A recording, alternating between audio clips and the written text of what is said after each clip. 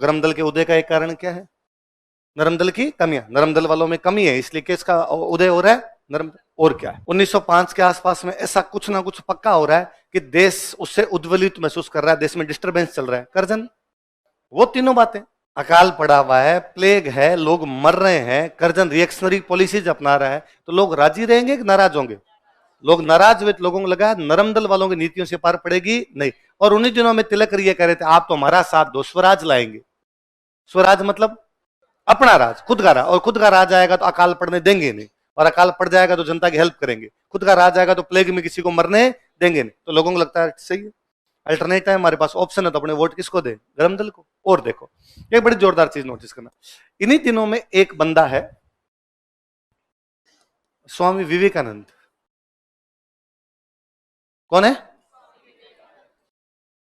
1893 में शिकागो के धर्म सम्मेलन में स्वामी विवेकानंद भाषण देके, सिंपल सी बात है ना, पढ़ते हो आप, धर्म संसद में भाषण देके पहली बार किसी इंडियन के भारत से बाहर जाके भाषण देने पे दुनिया तालियां बजा रही थी। हमें यह एहसास हुआ कि हम फर्जी नहीं है, हम बहुत कुछ है भाई साहब। क्योंकि नरम दल वाले ये कहते थे कि अंग्रेजों का शासन भारत के लिए क्या है? देवीय वरदान। क्योंकि भारत वाले तो अच्छे नहीं है, तो अपने को अच्छा बनाने की जिम्मेदारी किसकी है? नरम दल वालों की। अब विवेकानंद जैसे लोगों ने कहा हम बहुत अच्छे हैं और अंग्रेज तो कुछ ही नहीं है। और उससे बड़ी बात, अंग्रेजों ने खुद ने कहा कि हाँ यार, स्पिरिचुअल मामले में तो हम इंडिया से नीचे नीचे, इस मामले में इंडिया के बराबर नहीं। इससे कॉन्फिडेंस बढ़ता है ना। आपके एक व्यक्ति का अमेरिका जाके भाषण देना बहुत बड़ी घटना थी। आजकल नहीं है एक देश में, आप कभी यूं नोटिस करो कि ठीक है, अपने तो पढ़े लिखे हैं थोड़े से, अनपढ़ आदमी भी आप नॉर्मली पूछे किसी अनपढ़ आदमी से कि यार तू बीजेपी को वोट क्यों देगा, या तू मोदी जी को वोट क्यों देगा, तो अरे भारत का डंका बजा दिया। उसके दिमाग में कहीं ना कहीं है कि मोदी जी अमेरिका गए, वहां एक रैली को संबोधित करके आ गए, भले ही वो डंका कितना बजा कितना नहीं बजा वो पढ़ा लिखा आदमी महसूस करे उसको, पर उसके दिमाग में नहीं। मैं हमेशा के बार एग्जांपल देता हूं, मेरे दादाजी ने अपनी पूरी जिंदगी में कांग्रेस को वोट दिया है ना भाई। वो पुराने लोग ज्यादातर कांग्रेसी मिलेंगे अपने गांव के अंदर, तो पूरी जिंदगी कांग्रेस को वोट देते रहे। मोदी जी के आने के बाद उन्होंने बीजेपी को वोट देना शुरू किया। तो मैंने एक दिन पूछा उनसे कि क्यों बीजेपी, क्यों? आपके 2-3 चुनाव बाकी रहे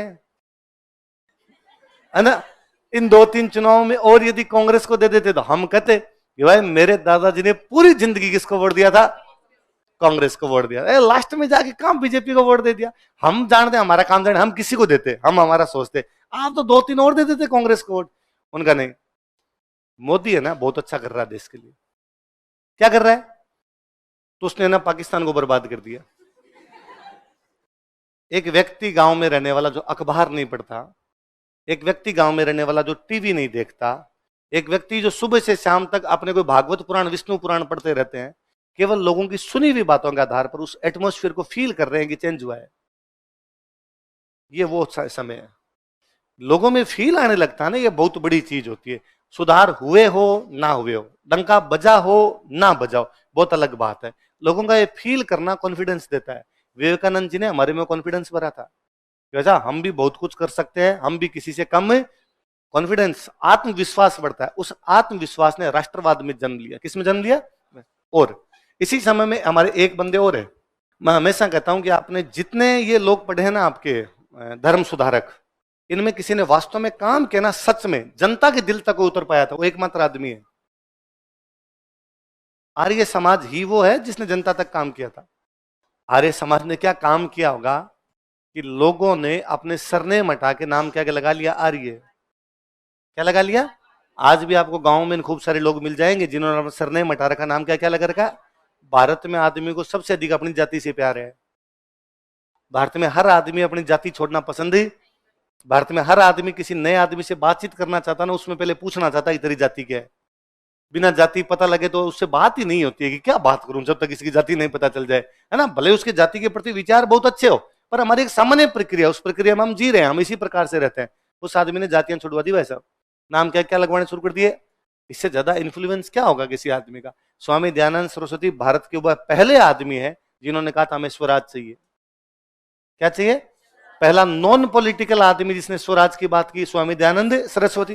पहला पॉलिटिकल आदमी बाल गंगाधर तिलक। पहला पॉलिटिकल कौन है? तो उस समय उन्होंने कहना शुरू किया स्वधर्म, स्वभाषा, स्वदेशी, स्वराष्ट्र, स्वराज। तो ये बातें, एक तरफ देश कह रहा था कि अंग्रेजी से अच्छी कोई भाषा नहीं है, उस समय एक बंदा खड़ा होता और वो कहता नहीं, स्वभाषा, हमारी भाषा से अच्छा कुछ नहीं भाषा, हम हमारी भाषा बोलेंगे, हमें अंग्रेजी बोलने की कोई आवश्यकता। उस समय जब हम ये कह रहे थे अंग्रेजों का समाज है वो सबसे अच्छा है, अंग्रेजों के समाज से अच्छा कुछ भी नहीं है। और कोई पूछता कि अंग्रेजों में अच्छा क्या है, तो अपने पढ़े लिखे लोग बताते, और साहब देख लो, अंग्रेजों के अंदर सती प्रथा नहीं होती, अंग्रेजों में विधवा विवाह होते हैं, अंग्रेजों में बाल विवाह नहीं होते, अंग्रेजों में लड़कियां पढ़ती है। उस समय एक बंदा आया और उसने कहा ये विशेषता तो अपने में भी है। कैसे? हमें तो नहीं पता, हम तो विधवा विवाह नहीं करते हैं। तो उन्होंने कहा नहीं नहीं, अपने पहले विधवा विवाह करते थे। लोग हंसे कि तुम्हें क्या पता पहले विधवा विवाह करते थे। वो बुक निकाल के लाया, पराशर स्मृति। क्या निकाल के लाया?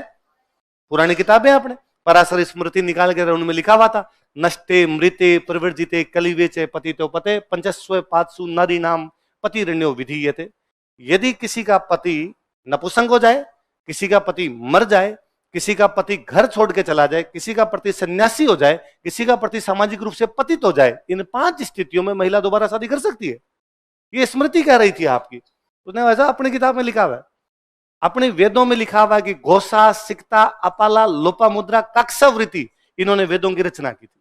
अपने उपनिषदों के अंदर लिखा हुआ है कि राजा जनक के दरबार में गार्गी और याज्ञवल्क्य के बीच में डिबेट हुई थी। यदि गार्गी भरे दरबार में खड़े होकर याज्ञवल्क्य से डिबेट कर रही है तो गार्गी पढ़ी लिखी है?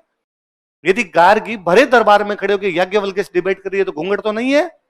यदि गार्गी भरे दरबार में खड़ी, इसका मतलब पुरुषों के साथ बैठती है, तो तुम महिलाओं पर किस बात के बंधन लगा रहे हो? अब सिंपल कोई ये बात करना, तुम्हें अगर लोग फर्जी बातें करता है, लुगाइयों को घर से बाहर निकलेंगे क्या? हमारी लुगाई घर से बाहर नहीं जाने देंगे। वो कह रहा था पहले वाले बढ़ के जाने देते थे, बढ़ के लड़कियों को पढ़ाते थे, वो लड़कियों की कम उम्र में शादी करते नहीं थे। कॉन्फिडेंस देता है।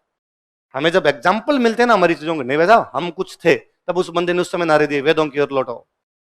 तो लोगों ने जब वेद पढ़े या वेदों की बातें सुनी या वेदों की बातों के बारे में जाना, तो लोगों को लगा कि नहीं, अंग्रेज हमसे अच्छे नहीं। और जब ये कॉन्फिडेंस आता ना कि सामने वाला हमसे अच्छा नहीं, कॉन्फिडेंस बहुत बड़ा खेल है। कॉन्फिडेंस हो तो सामने 10 खड़े हो तो भी आप भिड़ जाओ, और कॉन्फिडेंस नहीं हो तो आप 10 और सामने 1 है तो भी डर लगता है। ये दोनों आदमी ये लेके आए थे। कौन कौन 2 आदमी? इन्होंने आत्मविश्वास जागृत किया, वो आत्मविश्वास राष्ट्रवाद में बदला। किस में बदला? और पूरी दुनिया में कुछ ऐसी घटनाएं हो रही थी जिन घटनाओं ने भारत पे भी असर डाला। अंतरराष्ट्रीय घटनाक्रम में से था। कैसे? 1895 में जापान रूस को हरा देता है। जापान किसको हरा देता है? 1896 में इथोपिया इटली को हरा देता है। इथोपिया किसको हरा देता है? इटली। 1905 में जापान रूस को हरा देता है।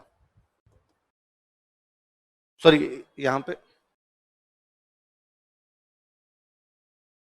ये जापान की चाइना के साथ लड़ाई। यहां पे जापान किसको हरा देता है? रूस को। 1902 के आसपास में जो जापान है, सॉरी जापान क्या, अफ्रीका में एक विद्रोह हो जाता है, डच विद्रोह। कौन सा विद्रोह हो जाता है? डच।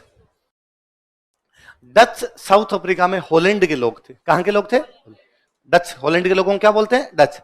डच लोग कहां के? हॉलैंड। रहते कहां पर है? South Africa. साउथ अफ्रीका पे कब्जा कर लिया अंग्रेजों ने। किसने किया? तो अंग्रेजों ने कहा कि जहां डच रहते हैं ना, इन क्षेत्रों में अंग्रेजी पढ़ाएंगे। क्या पढ़ाएंगे? डच विद्रोह कर देता है। डच कहते हैं हम अंग्रेजी नहीं पढ़ेंगे, हम हमारी भाषा पढ़ेंगे, डच।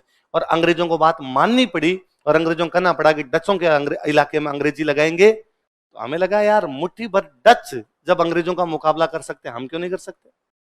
ऐसा माना जाता था कि यूरोपियन देशों को कोई हरा ही नहीं सकता, यूरोपियन अनबिटेबल है, उनको कोई भी हरा नहीं सकता।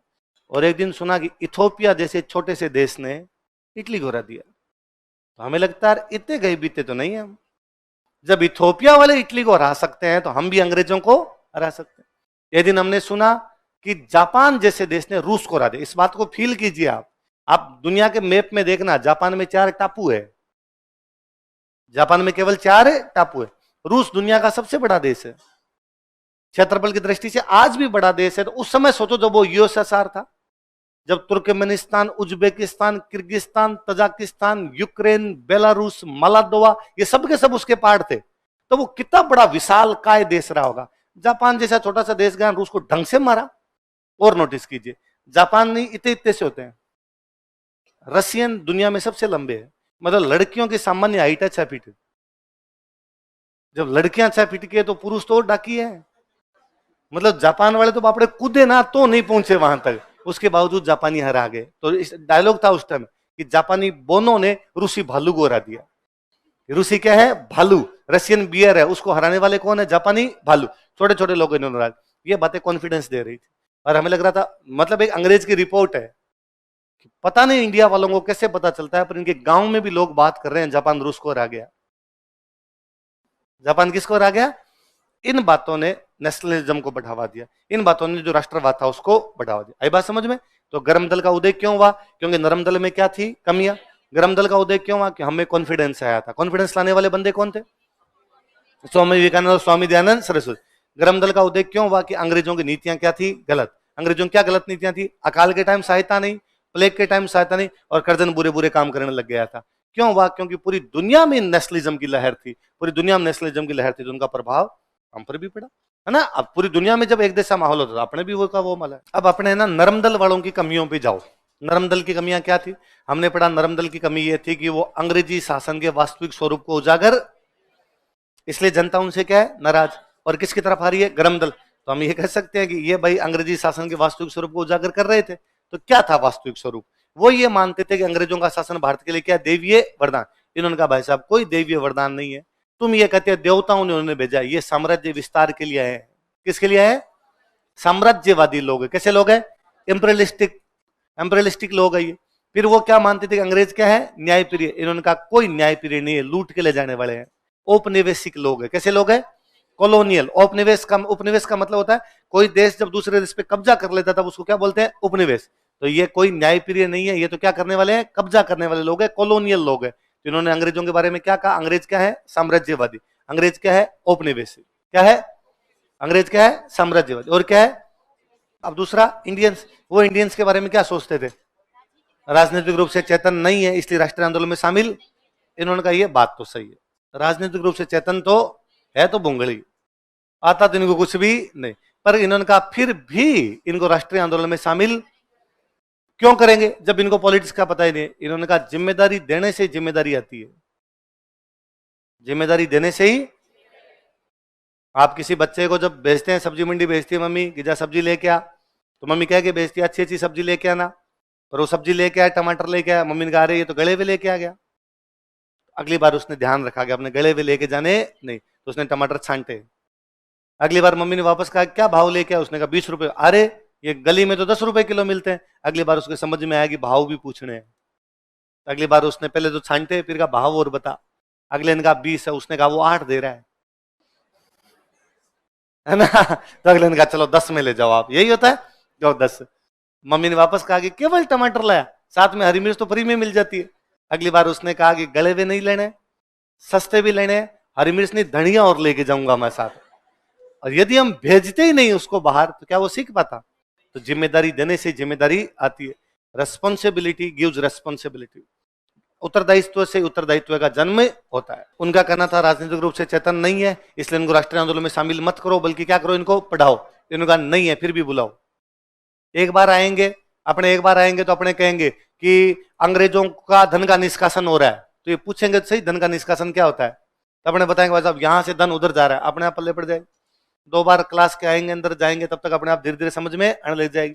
माँ के पेट से कोई भी सीख के धीरे धीरे धीरे धीरे सीखता है, ये सीख लेंगे। पढ़ पढ़ घुड़सवार हुए, क्या कहते हैं? पढ़ पढ़ घुड़सवार हुए। कि जब आप राइडिंग सीखने जाते हैं, घुड़सवारी सीखने जाते हैं, तो ऐसा थोड़ी होता है कि पहले दिन गए घोड़ा दौड़ रहा है, घोड़ा गिराएगा, गिरेंगे, धीरे धीरे सीख जाएंगे। बचपन में साइकिल चलाना सीखते थे भाई साहब, कई बार घुटने छिला छिला के आया करते थे ना, खून निकल रहा है। 5-7 दिन के अंदर ऐसा करते, 5-7 दिन सीख जाते। बाइक चलाना, गाड़ी चलाना तभी तो सीखेंगे जब उसको चलाएंगे। कोई ये कह दे कि जब मुझे गाड़ी चलानी सीखनी है पर मैं चलाऊंगा नहीं, देखूंगा, इसे होगा नहीं। उसके अंदर उतरना पड़ेगा। तैरना तभी सीख पाएंगे जब आप पानी में उतरेंगे। जब तक आप पानी में उतरेंगे नहीं तब तक तैरना सीख नहीं। इन्होंने यही कहा जब आप बंदे को फेंकोगे तालाब के अंदर तो बाद में अपने आप हाथ पैर मारना सीखेगा। उत्तरदायित्व देने से उत्तरदायित्व का क्या होता है? विकास। फिर उनका कहना था कि भाई जब लोगों को शामिल ही नहीं करना तो आंदोलन चलाना कैसे, तो आंदोलन को कैसे चलाना है, तो आंदोलन को हम चलाएंगे कि भाई ज्ञापन देंगे, प्रार्थना पत्र देंगे। इनको पूछा भाई तुम क्या करोगे जब इतनी सारी जनता इकट्ठी हो जाएगी? हम तो थोड़े थोड़े लोगों को बुलाते हैं और थोड़े थोड़े लोगों को बुला कहते हैं भाई मीटिंग करो, मीटिंग करके एक मेमोरेंडम तैयार करो, एक एप्लीकेशन तैयार करो, दे के आ जाओ। तुम क्या करोगे? इनका चक्का जाम। क्या करेंगे? इतने सारे लोग आ जाएंगे तो हम कहेंगे हड़ताल, पूरा भारत एक साथ क्या कर देंगे? बंद। और लोगों को जोड़े कैसे? तो तिलक थे, तिलक का जोड़ने का तरीका तो मैं बता देता हूं। अपने लोगों को ये कहना ही नहीं कि मीटिंग है, तो अपने लोगों को कहेंगे गणेश जी महाराज की जयंती मनाएंगे। क्या मनाएंगे? गणेश जी महाराज की जयंती। अपने लोगों को कहेंगे महाराज शिवाजी की जयंती मनाएंगे। किसकी जयंती? महाराष्ट्र के सबसे बड़े राजा कौन? शिवाजी। महाराष्ट्र के सबसे बड़े देवता कौन? इसलिए तिलक ने शिवाजी महोत्सव और गणेश महोत्सव मनाने शुरू किए। क्या मनाने शुरू किए? शिवाजी महोत्सव और शिवाजी फेस्टिवल मनाएंगे। और क्या मनाएंगे? गणेश फेस्टिवल। अब लोगों को तेरा शिवाजी की जयंती है तो पूरा महाराष्ट्र इकट्ठा हो गया और लोग इकट्ठे हो गए। पुणे में मीटिंग है, पुणे पूरा इकट्ठा, बॉम्बे में मीटिंग है, बॉम्बे। अब तिलक जाते मंच पे, तिलक जाके पहले कहते भाई जय शिवा सरदार की, जय राणा प्रताप की, दो चार नारे लगवाते, लोगों में जोश आता। फिर कहता तुम जानते हो शिवाजी ने क्या किया था? शिवाजी ने औरंगजेब को महाराष्ट्र के अंदर घुसने भी नहीं दिया था और अपने को बचाया था। शिवाजी हमारे वो हीरो हैं जिन्होंने औरंगजेब के खिलाफ लड़ाई लड़ी थी। अब एक बार फिर औरंगजेब हमारे देश में घुस चुका है, वो अंग्रेज है मित्रों। आप एक एक बच्चे को शिवाजी बनना पड़ेगा। जब तक एक एक बच्चा शिवाजी की तरह हथियार नहीं उठाएगा तब तक अंग्रेज हमारे देश से बाहर निकलेंगे। लोगों को लगता है यार आते टाइम के मैं शिवाजी हूं, कॉन्फिडेंस आता ना यार। आप जब तक आपके सामने कोई हीरो नहीं रखा जाएगा तब तक आप में कॉन्फिडेंस नहीं आ पाएगा। इसलिए देखो आप कभी फील किया करो कि आपको कोई टॉपर आके कभी समझा के जाता है, उस दिन तो कम से कम आपको लगता है किताबें खा जाएंगे। दूसरे दिन भले ही आपको यह महसूस हो जाता है कि दुनिया पितल दी है, कुछ ही नहीं पड़ा, क्या करेंगे, इतना पढ़ गए। पर 2-4 दिन ऐसे रहता ना कि यार वो सर क्या कहते हैं ऐसे पढ़ना ऐसे पढ़ना ऐसे पढ़ना, तो मैं ऐसे पढ़ूंगा। तो वो बात यहां पर थी। तो तिलक ने धार्मिक प्रतीकों का प्रयोग किया। किसका प्रयोग किया? बंगाल वाले ये जो अरविंद घोष सर थे, इन्होंने भारत माता का चित्र बनाया और भारत माता का चित्र बनाया कि भारत माता तड़फ रही है और अपने बेटों से कह रही है कि हे पुत्रों आओ, और मेरी भारत माता जो है क्रंदन कर रही है, अंग्रेज भारत माता का शोषण कर रहे हैं। तो लोगों को लगता है कि माँ पुकार रही है, जननी जन्म भूमिश्च स्वर्गवादपि गृहसि, माँ और मातृभूमि से बढ़कर कुछ भी नहीं होता। इस प्रकार की बातें की जा रही थी। फिर इन्होंने और कहा, इन्होंने कहा कि वो क्या नरमदल वाले कहते रहे थे धन का निष्कासन हो गया, धन का क्या फर्क पड़ता है? आप केवल लोगों को जाके ये बता रहे हो कि हमारा धन अंग्रेज लूट लूट के लेके जा रहे हैं। अल्टरनेट क्या है तुम्हारा? क्या तरीका हो कि हमारा धन लूट के लान लेके जाए? इसलिए हम कहते हैं अंग्रेजों का सामान ही नहीं खरीदेंगे। जब अंग्रेजों का सामान खरीदेंगे नहीं तो हमारा पैसा अंग्रेजों के पास जाएगा नहीं। तो क्या करेंगे? स्वदेशी। क्या खरीदेंगे? तो विदेशी वस्तुओं का बहिष्कार, स्वदेशी वस्तुओं का प्रयोग। ये नारा देने वाले शुरुआती लोग कौन थे? गरमदल। कौन थे? गरमदल। ये पहले लोग थे भारत में जिन्होंने स्वराज की मांग की। किसकी मांग की? इससे पहले भारत नरमदल वाले स्वराज, नरमदल वाले के सुधार कर दो, एक कानून लिया हो, आईएएस का पेपर करा दो, थोड़े खर्चे कम कर दो। इन्होंने कहा क्या है कि सुधार है, साडा हक है, हमारा राज, हमारा खुद का राज होगा, खुद कर लेंगे सुधार, हमें कौन से करने नहीं आते भाई साहब, हमें आते हैं। नरमदल वाले कहते थे कि अपने को करने ही नहीं आते, ये तो देवीय वरदान है, भाई साहब आए हुए सुधार कर जाएंगे, इनको बिठा के रखो, इनका हम खुद कर लेंगे। टेढ़ा है पर मेरा है, जैसे हैं हम अच्छे हैं, हमें किसी दूसरे की आवश्यकता नहीं। जब आप ये कहते हो विदेशी वस्तुओं का बहिष्कार, इसका मतलब स्वदेशी चीजें खरीदो, और स्वदेशी चीजें खरीदोगे तो हमारे घरेलू उद्योग धंधों को फायदा होगा कि नुकसान होगा? और जब ये फायदा होना शुरू हुआ ना, ये फायदा आगे चल के सबसे ज्यादा करवाते हैं गांधी जी। कौन करवाते हैं? जब गांधी जी ने कहा आपने तो खादी पहनेंगे, दूसरों के कपड़े भी नहीं खरीदेंगे, दूसरों की चीजें भी नहीं खरीदेंगे, तो उद्योगपतियों को फायदा हुआ या नुकसान हुआ? तो उद्योगपतियों को समझ आया कि जब गांधी जी कह रहे हैं कि स्वदेशी खरीदो तो भी फायदा हो रहा है, तो यदि अंग्रेज हमारा देश छोड़ के चले गए फिर तो सारे अपने वाला ही खरीदेंगे, फिर तो अपने और फायदा होगा। इसलिए अपने को किसका साथ देना चाहिए? इसलिए बजाज बिरला ने भयंकर पैसे लगाए। भाई आप कभी सोच के देखो कि इतना बड़ा नेशनल मूवमेंट चला गांधी जी का, 30 साल तक गांधी जी ने आंदोलन चलाया, रुपए कहां से लाए? आंदोलन के लिए रुपए चाहिए भाई साहब। मैं कहता हूं अपने है ना इस क्लास में 100 जने बैठे हैं, 100 है, और अपने कहते हैं कि सर अपने को एक आंदोलन करना है, क्या करें? तो अपने सर अपने धरने पे जाके बैठ जाएंगे सरकार के खिलाफ। तो शाम को सबसे पहले जरूरी है कि खाना कहां से आएगा? 100 लोगों का खाना एक आदमी के लिए 50 रुपए का तो मंगवाएं, तो 100 आदमियों में कितने गवा? 5000। कितने गवा? यदि 10 दिन बैठे रहे हम धरने पे तो 5000 का सुबह, 5000 का शाम को, 10,000, तो 10 दिन में 1 लाख। आप कहोगे सर ये बारिश आ रही है, टेंट तो लगवाओ और वाटरप्रूफ लगवाओ। एक टेंट लगाना पड़ेगा, कोई टेंट वाला 10 दिन के 1 लाख रुपए लेगा। आप कहोगे सर आप जो बोल रहे हो ना बातें वहां तक सुनती नहीं है, माइक तो लगवाओ, उसके रुपए, स्पीकर लगाओ।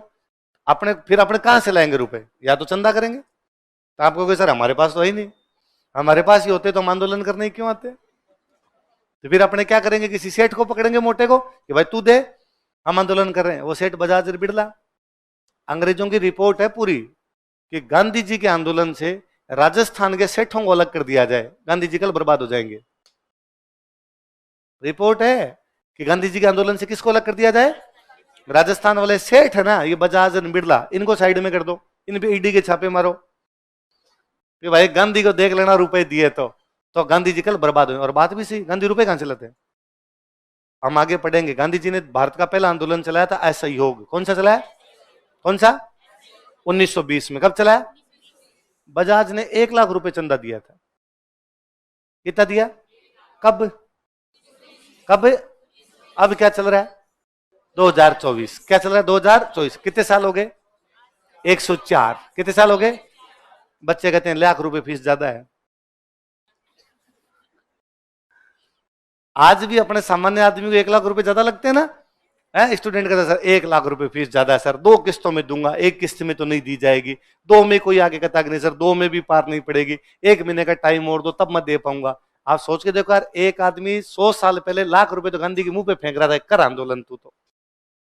सेठ ही दे रहे थे रुपए, क्यों दे रहे हैं सेठ, क्योंकि उनके समझ में आया कि जब हमारा राज आएगा तो हमारी चीजें बिकेगी, हमारी चीजें बिकेगी तो हमें क्या हो जाएगा, फायदा। फिर एक बड़ी जोरदार सी चीज, इन्होंने पर्सनल सेक्रीफाइस किए इन लोगों ने। तिलक भारत के पहले पॉलिटिशियन थे जो जेल गए। तिलक भारत के पहले पॉलिटिशियन थे जो क्या गए। जब एक आदमी जेल जाता है ना, अपना नेता, तो अपने लगता है यार इसने देश के लिए जेल जाने के अंदर भी कोई डर दिखाया, अंग्रेजों से लड़ा है, तब अंग्रेजों ने इसको क्या भेजा है, जेल। नरमदल वाले यार अंग्रेजों के साथ बैठ के डिनर करते हैं, तो फिर अपने लगता है कि सब मिले हुए हैं जी, ये नरम दल वाले अंग्रेज तो साथ साथ में, गरम दल वाले जो हैं वो क्या है, अंग्रेजों के खिलाफ है, इसलिए अंग्रेज इनको पकड़ पकड़ क्या भेज रहे हैं, जेल। व्यक्तिगत त्याग और बलिदान। फिर जब हमें लगता है कि हमारा नेता जेल जा सकता है, तो हमें लगता है हम जेल तो नहीं जाए पर आंदोलन में तो जाएं। वो आदमी कह रहा है कि सब आओ, तो फिर यार जाना चाहिए उसके साथ में। तो भारत में पहले पॉलिटिशियन जो जेल गए थे कौन थे, कौन थे, और तिलक इसी वजह से चले गए थे कि अखबार में लेख लिखा था गणेश जी गाड़ियां तोड़ दी,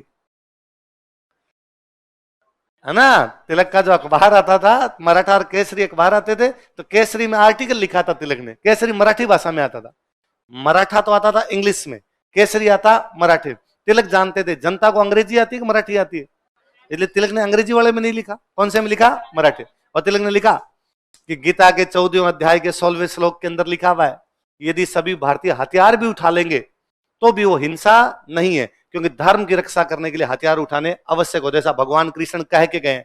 इसलिए हे भारतीयों हथियार उठाओ। ये बात पढ़ी 2 भाइयों ने,